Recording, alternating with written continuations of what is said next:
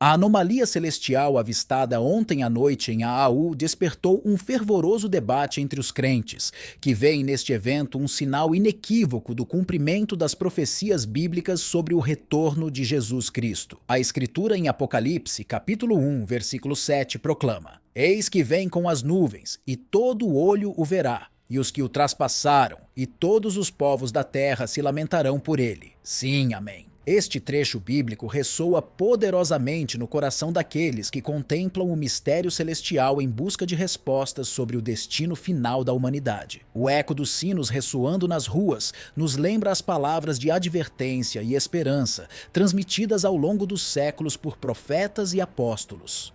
Em Lucas, capítulo 21, versículos 25 a 28, somos advertidos: haverá sinais no sol, na lua e nas estrelas. Na terra, angústia das nações, em perplexidade por causa do bramido do mar e das ondas. Desfalecerão os homens de terror e pela expectativa das coisas que sobrevirão ao mundo, pois os poderes do céu serão abalados. Então verão o Filho do Homem, vindo numa nuvem com poder e grande glória. Quando começarem a acontecer estas coisas, erguei-vos e levantai as vossas cabeças, porque a vossa redenção se aproxima. Em meio ao caos e à incerteza, muitos buscam sinais de esperança nos eventos que ocorrem no mundo. A profecia do secamento do rio Eufrates, mencionada em Apocalipse, capítulo 16, versículo 12, parece estar se cumprindo diante dos nossos olhos. Os conflitos bélicos no Oriente Médio lançam sombras ominosas sobre o futuro da humanidade. A reconstrução do Terceiro Templo é vista por alguns como um presságio do cumprimento das profecias messiânicas. Em meio à turbulência e ao desconcerto, a aparição de seres celestiais suscita perguntas profundas sobre o propósito e a natureza do universo. Estariam estes anjos preparando o caminho para a vinda do Senhor, como mencionado em Mateus, capítulo 24, versículo 31, e ele enviará os seus anjos com grande clangor de trombeta, e eles reunirão os seus escolhidos dos quatro ventos, de uma a outra extremidade dos céus. A salvação para a humanidade parece ser o anseio mais profundo em meio à tribulação e ao sofrimento. No vídeo de hoje, desvendaremos estas incógnitas. Certifique-se de assistir até o fim para não perder nenhum detalhe crucial. Foram registrados inúmeros avistamentos peculiares no céu, desencadeando debates sobre mensagens divinas, seres extraterrestres e a possível manipulação climática ou teletransporte. Muitos avistamentos estranhos no firmamento, como formações nubosas e figuras que lembram anjos, geraram discussões sobre presságios divinos e visitantes. De outros mundos, uma imponente figura flutuante, às vezes confundida com a imagem de Jesus, tem suscitado teorias que a relacionam com redemoinhos de água ou entidades celestiais. Enquanto avistamentos de figuras humanoides em voo avivaram ainda mais as especulações e debates, a partir desses eventos é inevitável que as mentes se dirijam imediatamente para a possível sinal do retorno de Jesus. Podem essas manifestações repentinas ser indícios de sua próxima vinda? Por que essa possibilidade é levantada? Porque a Bíblia faz referência a sinais celestiais como precursoras da chegada de Jesus. Segundo Mateus, capítulo 24, versículo 30. Uma vez que esses sinais celestiais forem vistos em diferentes partes do mundo, manifestar-se-á o sinal do Filho do Homem no céu. E naquele momento, todas as tribos da terra lamentarão, pois verão o Filho do Homem vindo sobre as nuvens do céu com grande poder e glória. Aqueles que ignoraram esses avisos estarão cheios de ansiedade ao ver Jesus Cristo aparecer. Mas Jesus consolou os crentes dizendo: quando começarem a acontecer essas coisas, levantem a cabeça, porque sua libertação está próxima. Lucas, capítulo 21, versículo 18. Para aqueles que estão atentos, Deus oferece uma saída de sua ira. Agora exploraremos mais a fundo a Bíblia para compreender o que ensina sobre os anjos e os sinais do retorno de Deus. O que nos revela a Bíblia sobre os anjos? Os anjos são seres espirituais, pessoais, com inteligência, emoções e vontade. Tanto os bons como os maus possuem entendimento expressam sentimentos e exercem decisões. Em primeiro lugar, é importante compreender que os anjos são seres espirituais, criados por Deus para servi-lo e cumprir seus desígnios. Em Hebreus capítulo 1, versículo 14, é-nos dito: não são todos eles espíritos ministradores, enviados para servir a favor dos que hão de herdar a salvação? Esta declaração nos revela a natureza servil e protetora dos anjos, para com aqueles que são redimidos pela graça de Deus. A Bíblia nos apresenta uma variedade de exemplos de aparições angelicais, desde o Antigo Testamento até o Novo Testamento. Desde a visita do anjo Gabriel à Virgem Maria para anunciar o nascimento de Jesus, Lucas capítulo 1, versículos de 26 a 38. Até a intervenção de um anjo para libertar os apóstolos encarcerados, Atos capítulo 5, versículos de 17 a 20.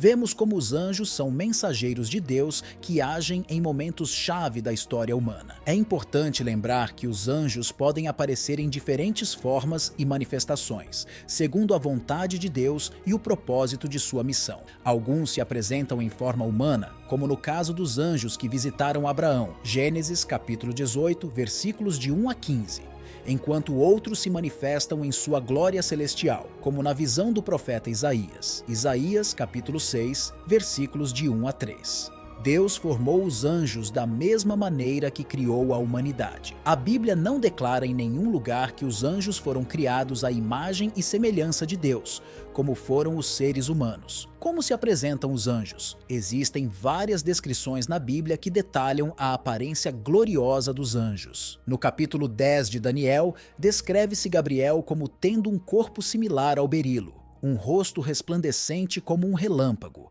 olhos flamejantes como tochas, extremidades com um brilho similar ao bronze polido e uma voz ressonante como a de uma multidão. Quanto ao anjo que removeu a pedra do túmulo de Cristo, registra-se que tinha uma aparência radiante e vestia uma túnica branca como a neve, causando temor haja guardas até deixá-los paralisados. Se alguém se pergunta se os anjos são reais, a resposta é afirmativa. Os anjos são seres reais e não meros frutos da imaginação. Nos capítulos 18 e 19 de Gênesis, relata-se a aparição de anjos ao servo de Deus, Abraão. Os anjos de Deus podem manifestar-se e desaparecer à vontade, e no entanto são entidades autênticas. Costumam aparecer os anjos às pessoas hoje em dia? Na Bíblia, as aparições de anjos às pessoas eram variadas e imprevisíveis. Embora uma leitura superficial das Escrituras possa sugerir que as aparições angelicais eram frequentes, a realidade é diferente. Atualmente, há um crescente interesse nos anjos e numerosos relatos de avistamentos angelicais. Os anjos são uma presença comum na maioria das religiões, geralmente desempenhando o papel de mensageiros. Segundo os testemunhos modernos, as visitas de anjos manifestam-se de diversas maneiras. Os encontros com anjos não se limitam ao passado bíblico, mas também foram relatados nos tempos modernos. Muitas pessoas afirmam ter experimentado a presença de anjos em momentos de perigo, necessidade ou consolo. Esses encontros podem manifestar-se de várias formas, desde uma sensação de paz inexplicável até a percepção visual ou auditiva da presença angelical. Outro tipo de encontro que às vezes é relatado hoje em dia é o de coros angelicais. No livro de Lucas, os pastores foram visitados por um coro celestial ao anunciar o nascimento de Jesus. Alguns relatam experiências semelhantes durante momentos de adoração. No entanto, esse tipo de experiência nem sempre cumpre um propósito concreto, além de gerar uma sensação de elevação espiritual. Pelo contrário, o coro de anjos no Evangelho de Lucas tinha um propósito específico: anunciar notícias importantes. Um terceiro tipo de encontro envolve apenas uma sensação física. Pessoas mais velhas descreveram sentir como se braços ou asas as envolvessem em momentos de profunda solidão. Certamente, a Escritura nos ensina que Deus é o Consolador Supremo e é descrito como alguém que nos cobre com suas asas. A atividade divina e o trabalho dos anjos continuam como sempre. Assim como protegeram o povo em tempos passados, hoje podemos confiar em seu cuidado. Hebreus, capítulo 13, versículo 2, nos lembra da importância da hospitalidade. pois alguns, sem perceber, acolheram anjos ao praticá-la. Ao obedecer a Deus, é possível que nos encontremos com seus anjos, mesmo sem perceber. Em ocasiões especiais, Deus permitiu que seu povo visse esses seres invisíveis para fortalecê-los em seu serviço. No entanto, devemos estar alertas às advertências bíblicas sobre anjos caídos, que servem a Satanás e buscam nossa perdição. Nos conforta saber que os anjos de Deus estão ativos e, em circunstâncias excepcionais, poderíamos experimentar uma visita pessoal. Mesmo assim, além disso, a maior certeza é que Jesus mesmo prometeu: "Eu estarei com vocês todos os dias, até o fim do mundo." Mateus capítulo 28, versículo 20. Jesus, que criou os anjos e recebe sua adoração, nos assegurou sua presença pessoal durante nossas dificuldades. Quais eventos celestiais estão previstos na profecia bíblica? Jesus Cristo e o apóstolo João descreveram sinais sobrenaturais impactantes no sol, na lua e nas estrelas, entre a grande tribulação e o dia do Senhor. Qual é a razão por trás de Deus enviar esses sinais no final dos tempos? De acordo com a profecia dos olivos em Mateus 24, Jesus Cristo predisse sinais significativos dos últimos tempos. Imediatamente após a tribulação, esse período sem precedentes de problemas mencionado anteriormente no capítulo, naqueles dias o sol se escurecerá, a lua não emitirá seu resplendor, as estrelas cairão do céu e as forças celestiais serão sacudidas. Mateus capítulo 24, versículo 29. João expandiu este tema sobre os sinais celestiais sob a inspiração de Jesus Cristo. Apocalipse, capítulo 6, versículos do 12 ao 17, relata o sexto selo. Observei quando o sexto selo foi aberto e houve um grande terremoto. O sol se escureceu como um tecido grosseiro e a lua ficou vermelha como sangue. As estrelas do céu caíram sobre a terra, como figos caem da figueira quando é sacudida por um forte vento. O céu recuou como um pergaminho sendo enrolado e todas as montanhas e ilhas foram movidas de seus lugares. Os líderes da terra, junto com os ricos, poderosos e escravos, se esconderam em cavernas e entre as rochas das montanhas e clamaram às montanhas e às rochas: "Caiam sobre nós e escondam-nos da ira do Cordeiro." Ao longo da história, a humanidade tem sentido fascínio pelos corpos celestes, às vezes reverenciando-os e outras vezes interpretando presságios neles. Eventos extraordinários como eclipses e cometas têm gerado medo e foram vistos como sinais de desastres iminentes. No entanto, a humanidade moderna mapeou os céus e calculou com precisão os eclipses e as órbitas dos cometas. O que seria necessário para chamar a atenção das pessoas hoje em dia? Provavelmente serão os espetáculos impressionantes que Cristo predisse. Os sinais celestiais mencionados serão claramente sobrenaturais e cumprirão numerosas profecias do Antigo Testamento. Uma breve revisão desses sinais revela a descrição de Jesus sobre um sol escurecido, uma lua vermelha e estrelas caindo, assim como os céus sacudidos que teriam impactado profundamente sua audiência. O mesmo é encontrado no relato de João, que adiciona o elemento de um terremoto. Tais eventos foram repetidamente descritos no Antigo Testamento em relação ao dia do Senhor. A vívida descrição de Isaías também fala sobre pessoas se escondendo nas rochas pelo terror do Senhor. O orgulho humano tem sido sempre um obstáculo para a relação que Deus oferece para sermos seus filhos. O orgulho destrói nossos outros relacionamentos também, levando a sofrimentos e angústias inimagináveis. Mas aparentemente, a única maneira de quebrar uma concha endurecida de orgulho é sacudir as coisas um pouco. E isso é precisamente o que Deus fará. Em meio a este tempo traumático, as pessoas finalmente verão a inutilidade de seus ídolos, que serão atirados aos topos e morcegos. Isso inclui não apenas ídolos reais, mas também amuletos e objetos religiosos. O apóstolo Paulo compara a idolatria com nossa tendência atual para a cobiça e a avareza. Nossos carros, dispositivos de entretenimento e outros objetos de desejo podem se tornar o foco principal de nossa atenção e afeto, de maneira semelhante à veneração de um deus doméstico em uma sociedade diferente. Eventualmente, o desejo insaciável de acumular mais e mais bens materiais será reconhecido como a meta sem sentido que realmente é. Isaías aborda novamente o dia do Senhor em Isaías capítulo 13, versículos 9 a 11, desta vez vinculado ao escurecimento das estrelas, do sol e da lua. Ezequiel também descreve sinais celestiais em sua profecia e lamentação sobre o faraó e o Egito.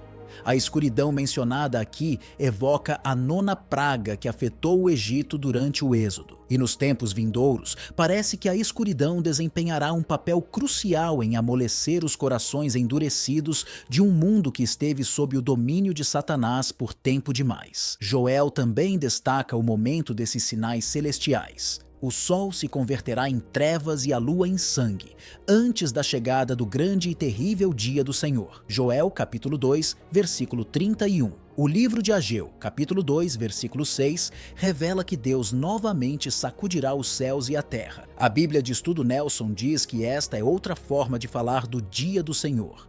O propósito do dia do Senhor é preparar a terra para o glorioso reinado de Jesus Cristo na terra. Por que um cordeiro cheio de ira? Então, por que Deus enviará os sinais celestiais? Seu propósito é se preparar para o retorno de Cristo e seu reino. Nosso amoroso Deus deve despertar este mundo e expor seus males, incluindo orgulho, idolatria e ganância, para levar este mundo ao arrependimento.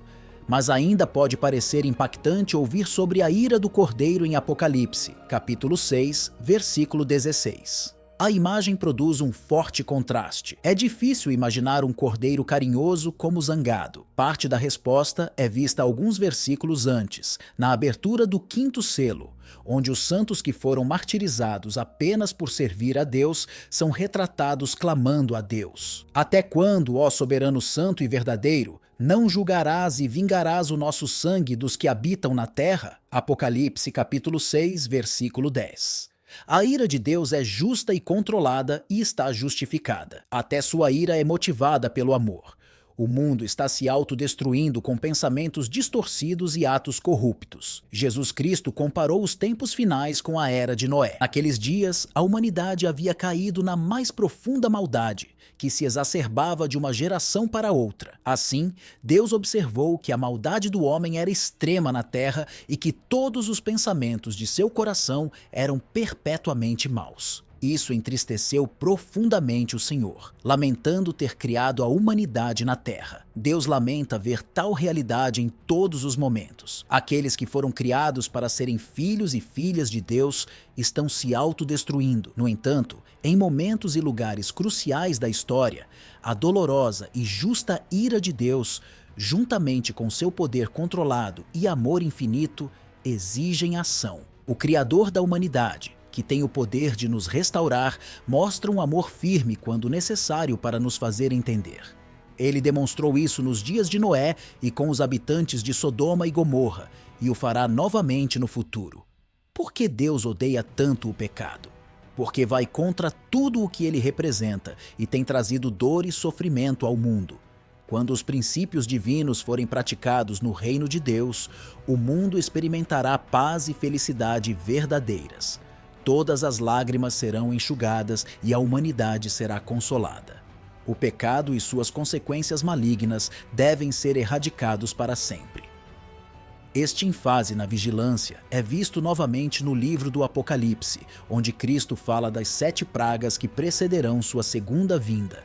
Apocalipse capítulo 16, versículo 15, adverte: Eis que venho como ladrão. Bem-aventurado aquele que vigia e guarda as suas vestes, para que não ande nu e não se vejam as suas vergonhas. Acordado e protege sua honra para não ser surpreendido nu e envergonhado. Ao longo do Apocalipse, as vestes simbolizam a lealdade espiritual. Aqueles que mantêm sua fidelidade espiritual são representados com túnicas brancas ou lavadas com o sangue de Jesus Cristo. Jesus declara em Apocalipse, capítulo 16, versículo 15, Feliz aquele que permanece alerta. Isso vai além de apenas esperar sinais celestiais de seu retorno. Devemos estar atentos aos acontecimentos mundiais e, principalmente, evitar o engano religioso. Seu retorno será repentino, como um ladrão na noite. Pouco podemos fazer sobre os eventos políticos, militares ou ambientais, mas se caímos no engano espiritual, será tarde quando os sinais celestiais aparecerem. O que podemos fazer agora é permanecer vigilantes. Este chamado à vigilância de Jesus é crucial. Se você observar de perto suas próprias convicções e como elas se ajustam ao ensinamento bíblico, estará vigiando conforme as instruções de Jesus. Este ênfase na vigilância é repetido no livro do Apocalipse. Cristo menciona as 7 pragas que precederão sua segunda vinda. Apocalipse, capítulo 16, versículo 15, adverte: "Estou chegando repentinamente como um ladrão. Feliz aquele que permanece acordado e protege sua honra para não ser surpreendido nu e envergonhado." As vestes simbolizam a lealdade espiritual. No Apocalipse, os fiéis espiritualmente não enganados são representados com túnicas brancas ou purificadas pelo sangue de Jesus Cristo. Jesus diz em Apocalipse, capítulo 16, versículo 15: "Feliz aquele que permanece alerta." Isso vai além de buscar sinais celestiais de seu retorno. Devemos estar atentos a acontecimentos mundiais e, principalmente, evitar o engano religioso. Seu retorno será repentino, como um ladrão na noite. Pouco podemos fazer sobre os eventos políticos, militares ou ambientais, mas se caímos no engano espiritual, será tarde quando os sinais celestiais aparecerem. O que podemos fazer agora é permanecer vigilantes. Este chamado à vigilância de Jesus é crucial. Se você observar de perto suas próprias convicções e como elas se ajustam ao ensinamento bíblico, estará vigiando conforme as instruções de Jesus. A Bíblia também prevê que os anjos serão testemunhas e participantes no retorno de Cristo. Mateus capítulo 25, versículo 31, prediz que quando o Filho do Homem retornar com glória, todos os anjos estarão com ele, participando deste evento transcendental. Os anjos não apenas observarão, mas também participarão do evento desejado por todo verdadeiro crente, o retorno de Jesus Cristo. Onde estão e o que estão fazendo os anjos neste momento? A resposta está em Apocalipse, capítulo 5. Neste momento, os anjos cercam o trono onde está sentado o Cordeiro de Deus, Jesus Cristo, e o exaltam com louvores. Digno é o Cordeiro que foi sacrificado de receber poder, riqueza, sabedoria e força, honra, glória e louvor. Eles o adoram e o submetem, tornando-o o centro de seu afeto e atenção. Então, quem tem uma melhor compreensão da realidade? Os anjos no céu ou nós? Tiago, capítulo 4, versículo 14, nos lembra que nossa vida é passageira. No entanto, muitas vezes, vivemos como se este mundo fosse tudo o que importa. Em que investimos nosso tempo? Os anjos, por outro lado, veem a verdade completa. Eles testemunharam a história de Jesus Cristo e sua resposta é a adoração. Ele é o epicentro de suas vidas. No final desta fascinante jornada pelo mundo dos anjos, convido você a se inscrever em nosso canal para mais conteúdo inspirador e reflexivo como este. Não perca nenhuma de nossas futuras explorações espirituais. Além disso, se você gostou deste vídeo,